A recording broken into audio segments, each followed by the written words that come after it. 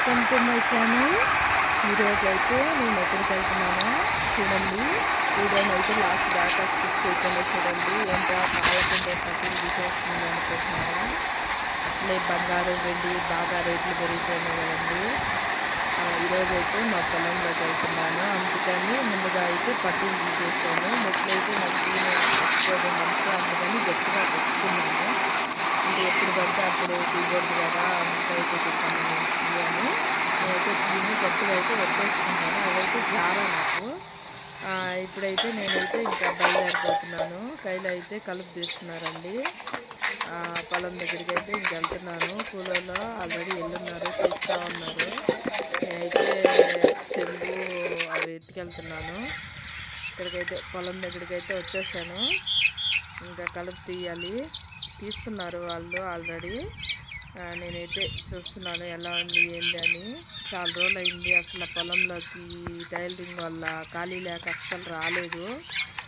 అందుకని ఇంకా మా వారికి పని అర్జెంటుగా ఉంది అనేదానికి ఇంకా నేను రావాల్సి వచ్చింది ఈరోజు.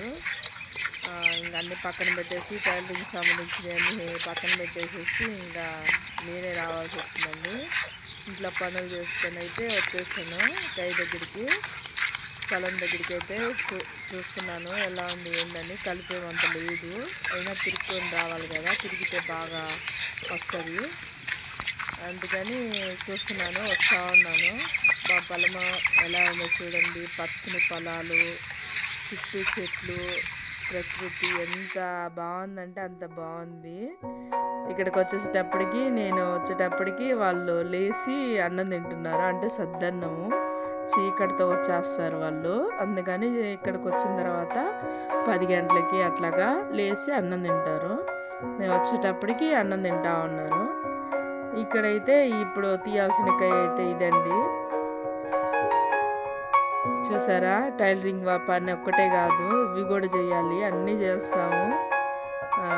మా లైఫ్లో అయితే నా పెళ్ళయిన తర్వాత చాలా బాధలు అనేది పడ్డానండి.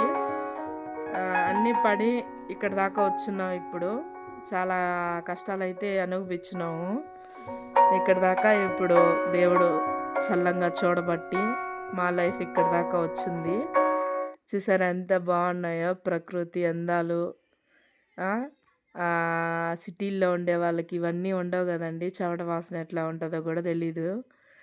కానీ ఇక్కడ లైఫ్ ఏందిరా అంటే అన్నీ చేసుకోవాలి. నేను టైలరింగ్ చేస్తున్నాను కదా, మళ్ళీ ఇది ఎందుకు అని అనుకోగాకండి. అన్నీ చేసుకుంటేనే మేము ఇక్కడ దాకా వచ్చున్నాము. దేవుడు మమ్మల్ని మంచిగా చూడబట్టి. ఇదండి, ఇక్కడైతే ఒక విషయం ఉంది. ఇక్కడైతే ఒక ఆయన వాళ్ళ కయ్యంబిడ అయితే ఇట్లాగ మామిడి చెట్లు అన్నీ వేసుకో ఉన్నాడు వరుసగా. అవి ఎవరు కోయకుండా అంట. సీసీ కెమెరా అనేది తాడి చెట్టుకి బిగించున్నాడు.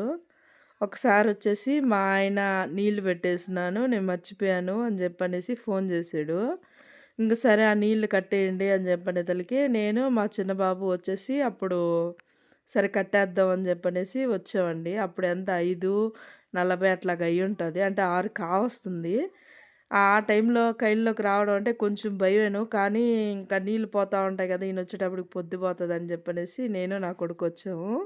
ఇదండి కై చూడండి. ఇవేందో షుగరోలు తినే వడ్లంట.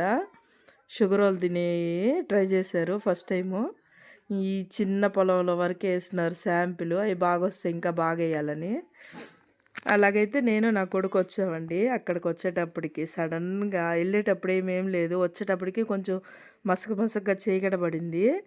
భయంగానే వస్తున్నాం. నా పక్కన చూసారా, అదంతా కాలువ అంతా నిండిపోయి ఆకులు అట్లాగ ఉన్నాయి. ఆ టైంలో అంటే పురుగులు ఎట్లాగ అరుస్తాయో తెలుసు కదా, ఐడియా ఉండే వాళ్ళకి భయంకరంగా ఉంటాయి ఆ సౌండ్లు. అట్లాగ ఉంటే నేను నా కొడుకు వస్తాను. సడన్గా అక్కడ వచ్చాము కదా, ఇందాక సీసీ కెమెరా చూసాం కదా తాడి చెట్టు కాడ, అక్కడికి వచ్చేటప్పటికి సడన్గా ఒక లేడీ ఏడుపు అనేది వినిపించిందండి. మాకైతే గుండెలు జారిపోయినాయి. నా కొడుకు కానీ నాకు కానీ కామ్గా అక్కడ నిలబడిపోయాము. ఒక ఆడ మనిషి ఏడుస్తున్నట్టు సౌండ్లు వినిపించినాయి. చిన్నగా భయపడలేదు మేము. ఆయన అట్లాగా మనుషులు ఎవరైనా వస్తే అట్లాగా వినిపించాలని అట్లా పెట్టాడంట. చిన్నగా అయితే భయపడలేదు. కొద్ది దూరం వచ్చిన తర్వాత నా కొడుకు అన్నాడు, మమ్మీ టాయిలెట్ పడిపోయింది మమ్మీ అని. నేనైతే ఇంక నేను అట్లాగే అదిరిపోయానురా అన్నాను. నా వీడియో గనుక నచ్చినట్లయితే లైక్ చేయండి.